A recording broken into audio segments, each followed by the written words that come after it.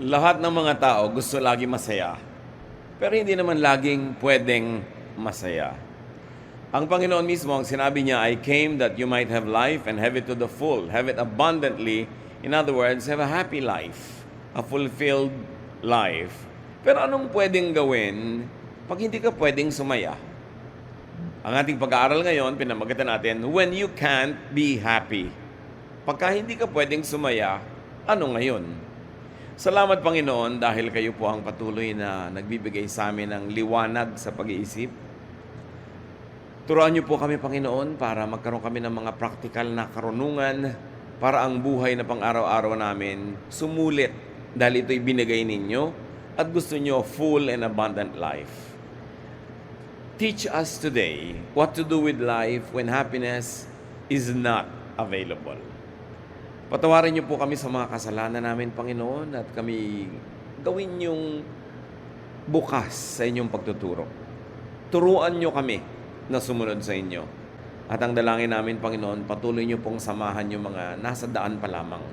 May your blessings abound in our lives, materially, emotionally, spiritually. And now we ask you, lead us, teach us. In the name of Jesus, your Son, we pray with thanksgiving. Amen. Pag siguro nag-survey tayo ngayon, masaya ba kayo? Gaano kaya karami ang magsasabing, yes, masaya ako? At kung bibigyan natin ng grade ng 1 to 10, gaano ka nga kasaya? Maraming tao, ang tingin nila sa kanilang sarili, hindi masaya. Pag may mga survey, siya ng reklamo ng mga tao, naghahanap sila lagi ng happiness. Parang nagiging epidemic tuloy yung loneliness.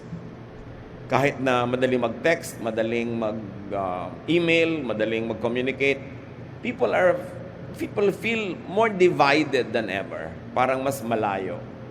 Kasi mas dumadali kang mag-friend, madali din mag-unfriend, madaling mag-block, madaling magkahiwa-hiwalay din. Happiness could be elusive, mailap. Pwede talaga ng kasiyahan, ng kaligayahan ay mailap. Parang tutubin, ang hirap-hirap hulihin kung naguhuli pa kayo ngayon ng tutubi. Parang hanap ka ng hanap, pagdating mo wala doon, o kaya hindi pala yun ang inaasahan mo. Kaya maraming nag-aasawa, biglang, ay ito lang pala, o ganito pala to. Parang ang ilap ng kaligayahan. Madalas, mailap. Why? Because happiness is dependent on emotion. And emotions are unstable. Anumang bagay na umaasa lamang sa damdamin o nadarama ng tao ay hindi maaaring pwedeng asahan ng matagal, panghabang panahon at tuloy-tuloy kasi paiba-iba yon. At ang kaligayahan, by its very nature, is an emotional experience. Therefore, it is dependent on something very, very unstable. Proverbs 14:13, sorrow may hide behind laughter, and happiness may end in sorrow. Kaya yung mga iba, pag tuwang-tuwa, ang saya-saya, sabi, ay, bawasan natin, baka bukas lumungkot tayo. Natatakot sila na pag sobrang saya, baka may bayad, o baka mamaya merong kapalit. Naobserbahan kasi ng mga tao, maraming beses na, pag ang saya-saya mo, nagkakaroon ng kasunod na kalungkutan, parang hindi naman pwedeng sumaya ng matagal. Proverbs 17:22, if you are cheerful, you feel good. If you are sad, you hurt all over. Isang malaking hamon sa tao kung paano sasaya at paano patatagalin o mananatili ang saya. Because, as we have said, happiness is elusive. There are many emotion spoilers like events. Ang saya mo na, may biglang mangyayari, may biglang maaksidente, merong biglang matatanggal sa trabaho, merong biglang magbabago ng isip tungkol sa kanyang pagmamahal sa iyo, lungkot na ang kasunod. Maraming events, unhappy. Ecclesiastes 3:1-8, obserbahan nyo yung extremes. Everything on earth has its own time and its own season. There is a time for birth and death, planting and reaping, for crying and laughing, weeping and dancing, for embracing and parting, for tearing and sowing. There's also a time for love and hate, for war and peace. Kalahati agad sa lahat ng binabanggit na seasons ng buhay ay malungkot. So, 50% na yon. Hindi pa guaranteed na sa time ng happiness, completely happy ka. Kasi kung minsan happy ka, ikakasal ka, parang nanay mo nakasimangot kasi ayaw sa papakasalan mo. Masaya na, may lungkot pa. Yung maganda na sana yung event, pero may mangyayaring kapraso, magkakaroon ng imperfection yung event, merong kasama pa ring lungkot. Pati buhay, ang dami-daming kumasa kabilang buhay na hindi pa dapat, ang bata-bata pa, marami pang pwedeng gawin at gustong gawin. We can expect 70 years or maybe 80 if we are healthy. But even our best years bring trouble and sorrow. Sabi, well, kung malusog ka, kaka-70 ka siguro o 80, bonus. Pag sobra ka malusog, mahaba pa kay Saron, pero kadalasan hindi nakakarating doon. At sabi, kahit pa nga humaba ang buhay, kahit doon sa magagandang panahon ng iyong buhay, meron pa rin sumusulpot ng mga problema, may nakakasingit pa rin ng mga kalungkutan. So in spite of the many good reasons to be happy, sorrow still rears its unwanted and unwelcome head. May mga nakakasingit na lungkot. There are many emotion spoilers like illness and death. At tayong mga Pilipino na ayon sa isang social scientist ay may kilalang mahigit 300 kamag-anak, may halos linggo-linggo o buwan-buwan, may nagkakasakit dyan, may namamatay, not to mention your friends. Ang daming dahilan para matanggal yung saya. Spoilers like poverty and want.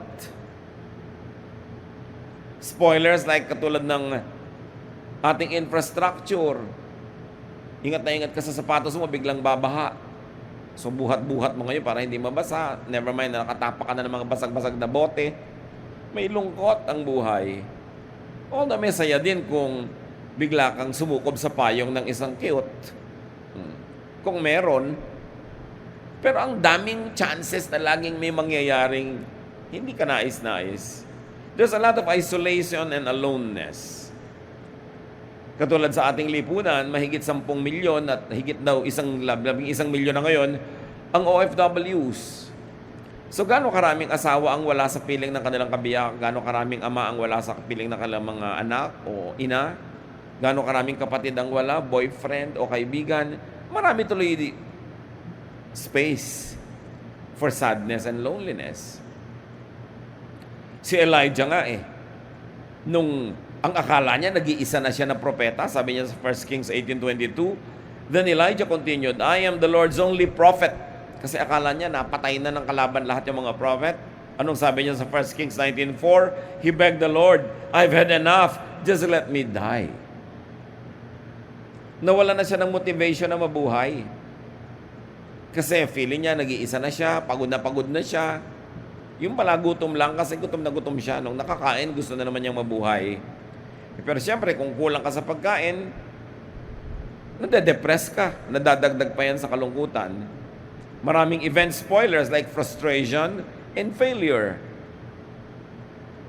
Job 10:1, sabi niya, I am sick of life. And from my deep despair, I complain to you, my God. Rejection is also an emotion spoiler. In love na in love ka, kaya lang hindi siya in love sa'yo. Sorry, kalungkutan ang kasunod mong madarama. And there's a lot of inability and disability. Mga gustong abutin na hindi maabot, gustong gawin na hindi magawa, kasi may kulang sa training, kulang sa education, kulang sa connection, kulang sa pagiging sanay. Ecclesiastes 2:20 and 23, I thought about all my hard work and I felt depressed. Our bodies ache during the day and work is torture. Then at night our thoughts are troubled. It just doesn't make sense. Itong si Solomon na naghahanap ng kahulugan ng buhay dahil naghahanap siya ng ligaya sa buhay, sabi niya, ang dami-daming balakid.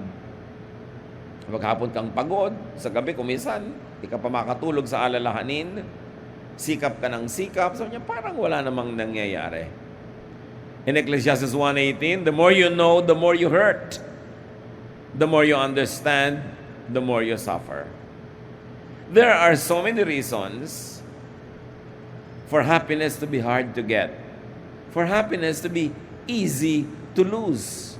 Mahirap na ngang makuha, minsan nakuha mo, ang dali pang nawawala. So huwag kayo ma-depress. Tingnan nyo yung katabi nyo, lumulungkot naman yata kayo, pinag-uusapan pa lang natin ang kalungkutan, ano?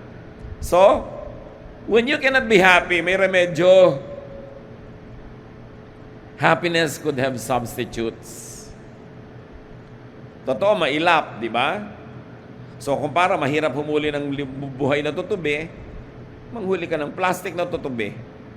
May substitute. There's always the second best kung wala yung best. So, when you can be happy, enjoy pleasure. When you cannot have happiness, you could settle for its inferior but nonetheless beautiful cousin called pleasure. Mas mataas yung happiness, kaya mas mahirap abutin. So sa mga panahon hindi ka pwedeng sumaya, mag-enjoy ka na lang sa paraan na tinatawag na pleasure. You can't buy happiness, but pleasure is much more available and affordable because pleasure is only sensual. In other words, you feel good by being happy. Ang taas nun kasi emotion. But you can also feel good by being mababaw, by just being plain physical. Mag-enjoy ka lang ng magandang tanawin. Halimbawa, hindi ka maganda. Di tumingin ka sa maganda. Siya nga ang titingin sa'yo. Ikaw titingin sa kanya. Sa palagay niyo, sinong nakikinabang? Yung maganda o yung tumitingin sa maganda? Diba? So kung hindi ka masyado kagandahan, tumingin ka ng tumingin sa maganda, makikinabang ka doon. Ngayon, ewan ko lang kung makikinabang siya sa pagtingin sa'yo. Pero may mapapakinabang ka. Hindi ka nagagandahan sa bahay mo, tumingin ka sa bahay ng magaganda. Kahit sandali lang, nag-e-enjoy yung iyong mata. This is what we mean pleasure. Please the eyes. Libre namang tumingin sa langit. No? Libreng tumingin sa sunset.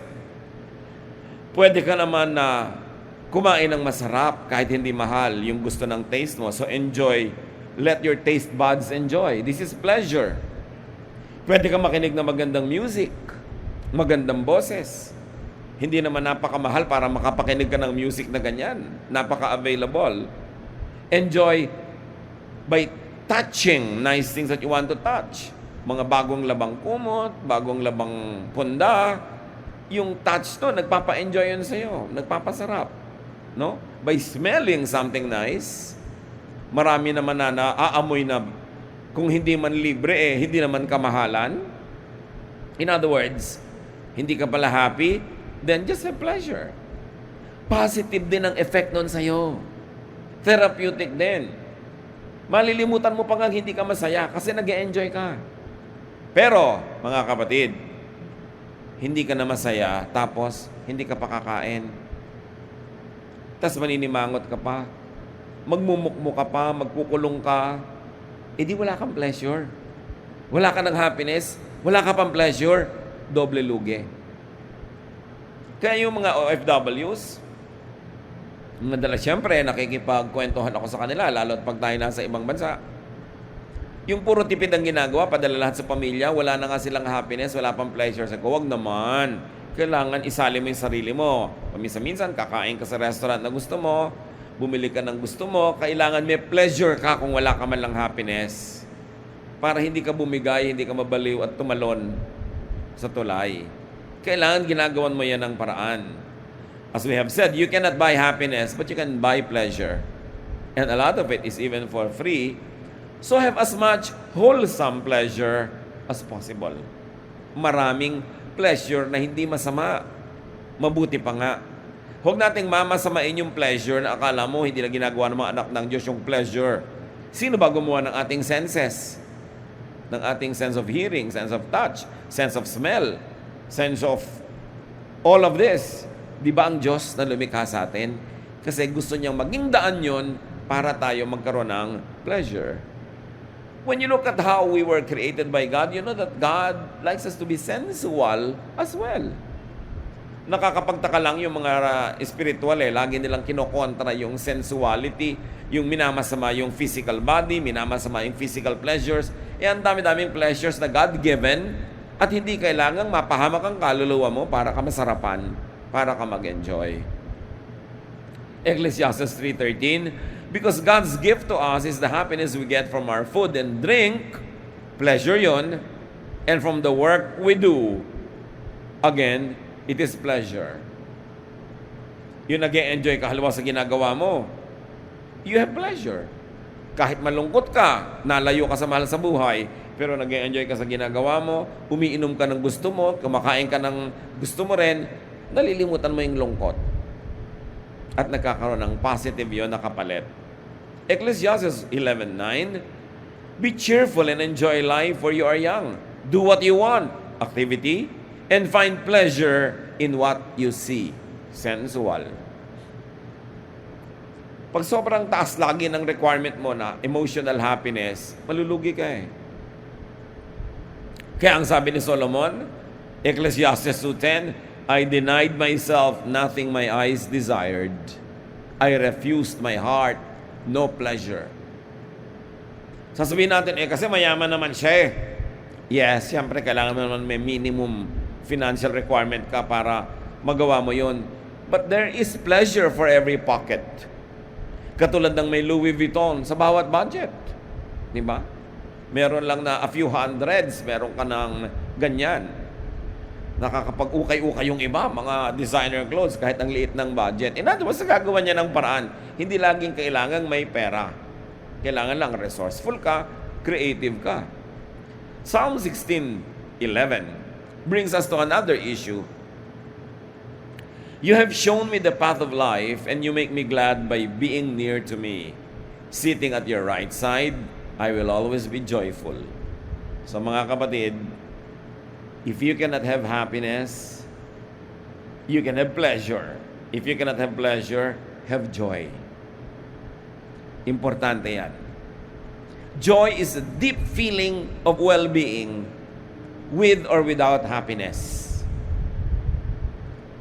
Katulad halimbawa ng mga Christian martyrs ng unang panahon. Ipinapakain sa leon, sinusunog sila, kung ano-anong ginagawa, tinotorture, hindi sila happy. At definitely, hindi yun pleasure. Pero may joy. Katulad lang ni Stephen, nung babatuhin siya at binabato hanggang mamatay. Siyempre, hindi yun pleasurable. At hindi yun happy, no? Pero meron siyang joy. Sabi niya, Lord Jesus, take my spirit.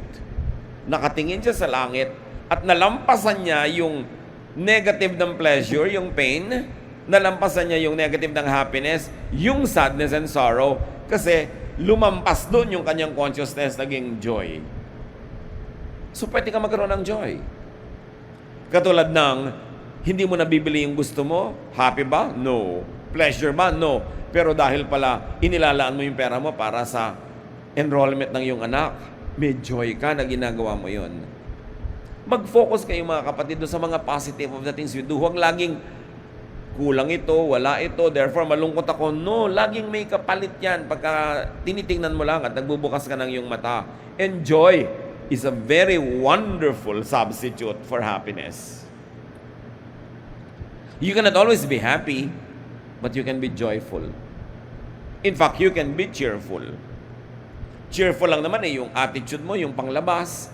Kahit iba yung nadarama mo sa loob, nadadala ka na rin noon towards, kung hindi man lang happiness, is less loneliness. It is not happiness, as happiness is dependent on or caused by happenings. Yung joy, kaya maganda yung nangyayari kay pangit, hindi na apektuhan yung joy. Kasi mas mataas yung frequency nun Naka-connecta yon sa spiritual world, sa langit, sa Diyos. Kaya nalalampasan mo ang anumang bagay. Kaya yung mga iba mamamatay. Nasa deathbed. Happy ba yun? Of course not. Iniiyakan ka ng mga mahal mo sa buhay. Pleasurable ba yun? Of course not. May sakit ka nga kaya ka namamatay. Pero marami mga true and deep believers at the point of their death, may joy. Why? Because they look forward to being with the Lord. At nararamdaman na nila na sila papalapit na sa Panginoon. Yang lungkot, pagka ikay nasa pier, nakatingin ka sa barko,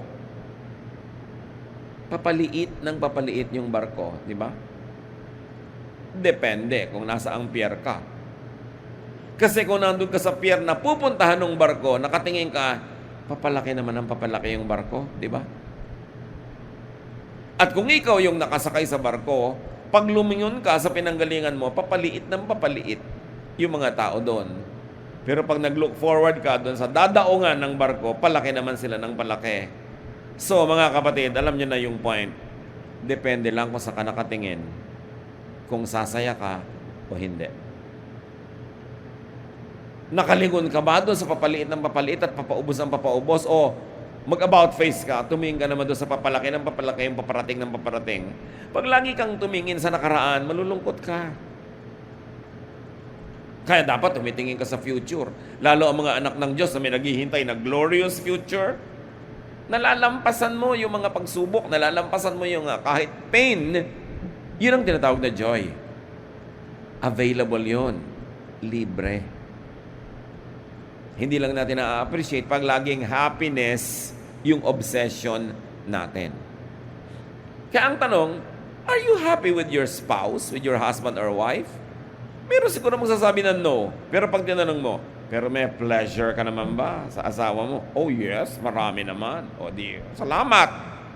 Tapos meron ka bang joy?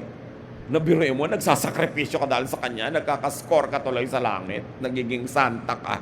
O di, joy. Na natututo kang magparaya, magpasensya, magbigay. Dapat makakita ka doon ng joy. Na bukod sa iniisip mo yung kulang ng asawa mo, nauunawa mo na ngayon siya dahil inuunawa mo yung psychological makeup niya, childhood niya, nakaraan niya, nagiging giving ka tuloy and understanding, then you begin to have joy. The moment that you just always look for happiness, you'll be miserable because happiness is elusive. Have it, but also never neglect pleasure and joy. Pag maganda ang happenings, happy ka. Pero pag hindi maganda, hindi ka na happy. Kailangan may substitutes.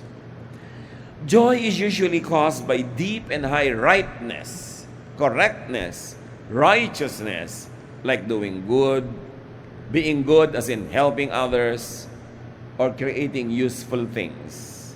May joy yun. Pag alam mong may ginagawa kang mabuti, maganda, there is something in you that is lifted up. That is your spirit. That even though your body is wasting away, even though your body is probably suffering, your spirit transcends the body and you are transported to a higher level of consciousness and you have joy. Kaya sabi sa Psalm 37:4, do what the Lord wants and He will give you your heart's desire. And your highest desire is really to have joy. And when you do the Lord's will, joy becomes available. Though there might be unhappiness and pain or lack of pleasure. So please God and have joy. Remember, if you can be happy, you can have pleasure and joy. This is doable. Bakit doable yung joy kesa sa happiness? Because you don't need anybody to cooperate with you for you to have joy. Hindi mo naman kailangan ng consent ng iba sa paggawa ng mabuti, sa pag-iisip ng mabuti, sa pagiging tama. Hindi mo kailangan ng cooperation ng sino man. Hindi katulad ng sa happiness, kailangan mo ng cooperation ng partner mo o ng partner mo sa project happiness. Pag hindi na siya nag-cooperate, lonely ka na. Kaya mas itinuturo sa atin sa scripture to be more spiritual, to focus on things that are above than those things that are below, because you have more chances of succeeding because there is more joy. Ibinigiit ni Solomon, Ecclesiastes 3:12, I know the best thing we can do is to always enjoy life. So how do you maximize your enjoyment? Again, by seeking happiness and keeping it, and by also teaching yourself to be happy with the alternatives, pleasure and joy. Philippians 4:4, always be glad because of the Lord. I will say it again, be glad. It's an attitude. Hindi naman naaagaw sa atin yung attitude natin pag cheerful tayo, pag positive thinker tayo, pagka tayo ay optimistic. Now, if joy is too abstract, kung hindi pa rin ganun siya kadaling hulihin o intindihin, try fruitfulness and activity. Mga kapatid, halimbawa hindi kayo happy, wala kayong pleasure, wala kayong joy, may natitira pa na pwedeng gawin, be busy. Be busy with good things, productive and fruitful things, and you will also feel good. Halimbawa, talagang lungkot na lungkot kayo. Gandahan yung mga tiklop na mga damit na mga tinitiklop nyo. O namamalansya ba kayo? Super ganda. Hanggang mga ohales, ang ganda-ganda ng pamamalansya mo. Hanggang sa mga lukot-lukot ng raffles, inaayos mo. Nalilimutan mo yung lungkot mo. Kasi may ginagawa kang maganda. May ginagawa kang tama. Basta ang point, huwag magmukmok. Huwag kang titingin sa kawalan. Huwag kang tititig sa anino. May dapat kang gawin. At ang madali na nga dyan, get busy. Nakita nyo yung mga nakakulong sa mga prisons? Hanggang loob ng mga bote, nilalagyan nila ng barko. Sa paggawa nun, nalilimutan nila yung loneliness, yung sadness, etc., etc., yung kakulangan ng pleasure sa loob ng kulungan dahil may ginagawa sila na nag-aangat ng kanilang damdamin. Nakita nyo sila Silas sa kakulong, ang inatupag nila, kumanta. Nakatali, subukan yung huwag kamutin yung ilong nyo pag makate. Subukan ninyo na hindi kayo makagalaw. Hindi ka makapunta sa banyo. Hindi ka makainom pagka gusto mo. Tapos kung may mga kumakagat-kagat pa sa yung insekto, kung maginaw, hindi ka malang makahalukip-kip, hindi ka makapag-jacket. Kasi nakatali sila sa dungeon. Anong ginawa nila? Kumanta ng mga papuring awit sa Panginoon. Nalampasan nila yung pain, nalampasan nila yung displeasure, at nagkaroon sila ng spiritual joy, at nahawa pa ang langit sa joy nila, naghimala ang Diyos, kinalugang lupa, nakawala sila sa kanilang pagkakatali dahil lumindol. Nalagot ang mga kadena. Basta huwag kayong magmumukmok. Do something nice, something good, something fruitful, at maiiba. Hindi lang ang inyong chemistry sa loob ng inyong katawan, hindi lang yung inyong mentality sa loob ng inyong utak, maiiba pati kapaligiran. Importante yon. Ecclesiastes 2:4-6. Anong sabi ni Solomon? I did some great things.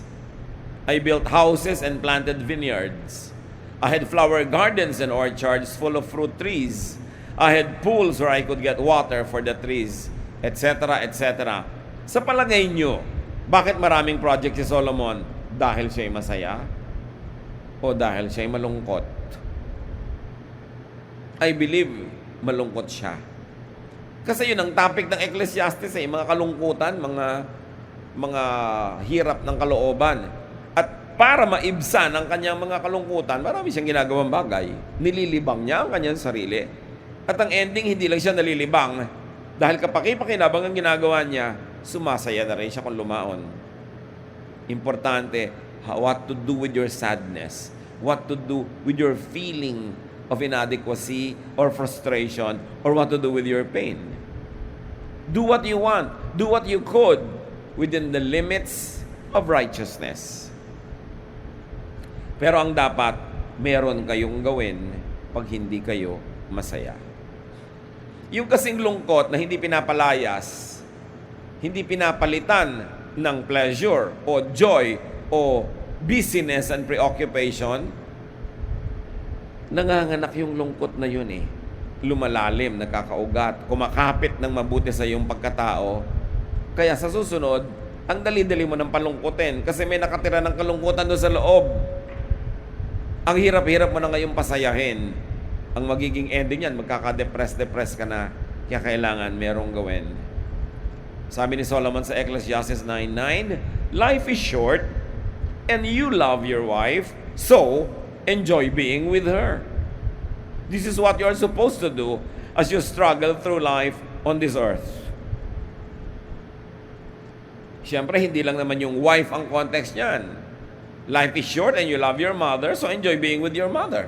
Life is short and you love your friends, so have time with your friends. Life is short and you like to swim, so swim a lot.